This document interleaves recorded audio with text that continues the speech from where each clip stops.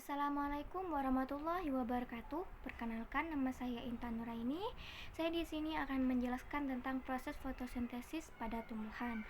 Baiklah, pertama-tama saya akan bahas tentang pengertian apa itu fotosintesis. Fotosintesis itu sendiri adalah pembuatan atau pembentukan makanan oleh tumbuhan, terutama yang berklorofil, yang dengan dibantu oleh cahaya matahari. Untuk proses fotosintesis itu sendiri terjadi di kloroplas, khususnya di bagian disebut tilakoid, di mana terdapat pigmen klorofil yang dapat menyerap cahaya matahari. Proses ini terdiri dari dua tahap utama, yaitu reaksi terang dan juga reaksi gelap. Untuk pertama-tama itu reaksi terang. Reaksi terang itu sendiri terjadi di membran tilakoid yang membutuhkan cahaya matahari, air, dan juga klorofil, dan akan menghasilkan ATP dan juga NADPH dan oksigen. Prosesnya yaitu cahaya diserap oleh klorofil untuk memecah molekul air. Proses ini menghasilkan elektron, ion hidrogen, dan gas oksigen. Elektron dari air digunakan untuk membentuk NADPH, dan NADP energi cahaya dan digunakan untuk membentuk ATP. Untuk reaksi gelapnya itu sendiri yaitu terjadi di stroma kloroplas, membutuhkan CO2, ATP, NADPH itu hasil dari reaksi terang tersebut, dan dari hasil tersebut akan menghasilkan glukosa, yaitu C6H12O6, yaitu dimana glukosa tersebut adalah makanan dari tumbuhan tersebut. Prosesnya yaitu molekul CO2 diikat oleh enzim Kobisco. Molekul yang dihasilkan diubah melalui serangkaian proteksi menjadi glukosa. Baik, Assalamualaikum warahmatullahi wabarakatuh. Pada kesempatan kali ini saya akan menjelaskan tentang persamaan kimia fotosintesis. Proses fotosintesis secara keseluruhan dapat dirangkum dalam persamaan kimia berikut. 6CO2 ditambah 6H2O ditambah cahaya matahari menghasilkan glukosa. C6H12O6 ditambah 6O2, artinya 6 molekul karbon dioksida dan 6 molekul air dengan bantuan cahaya menghasilkan 1 molekul glukosa dan 6 molekul oksigen. Selanjutnya, faktor-faktor yang mempengaruhi fotosintesis. Fotosintesis dapat dipengaruhi oleh beberapa faktor, baik dari faktor lingkungan maupun kondisi internal tumbuhan. Yang pertama, intensitas cahaya.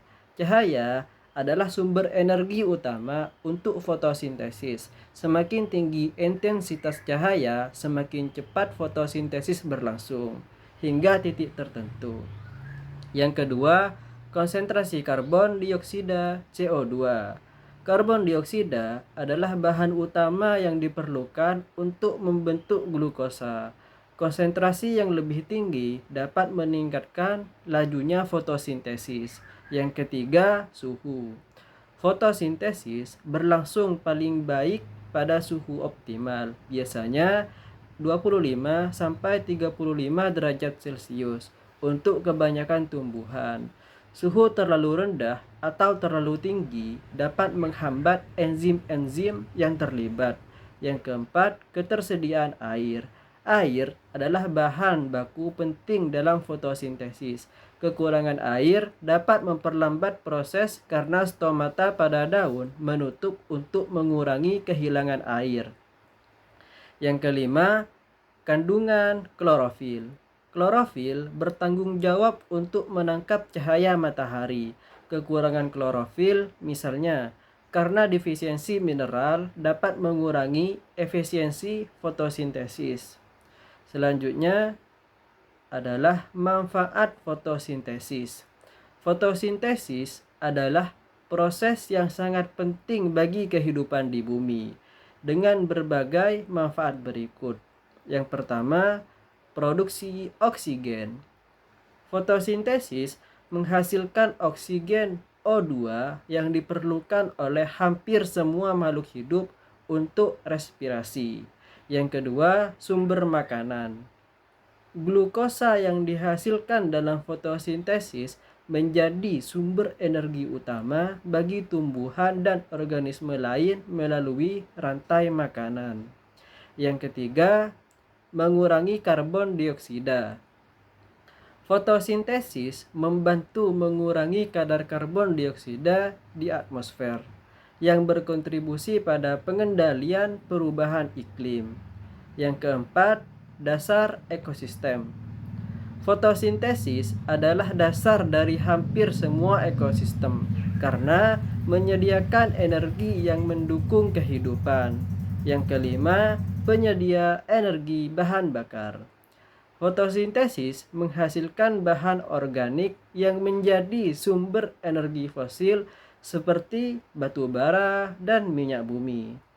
Selanjutnya, pentingnya fotosintesis bagi kehidupan. Tanpa fotosintesis, kita tidak akan ada produksi oksigen yang mencukupi.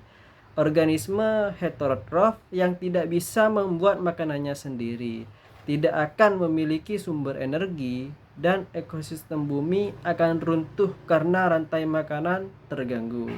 Dengan kata lain, fotosintesis ini adalah kunci keberlanjutan kehidupan di planet kita. Nah, seperti inilah gambar dari proses fotosintesis. Demikian dari kelompok 5. Wassalamualaikum warahmatullahi wabarakatuh.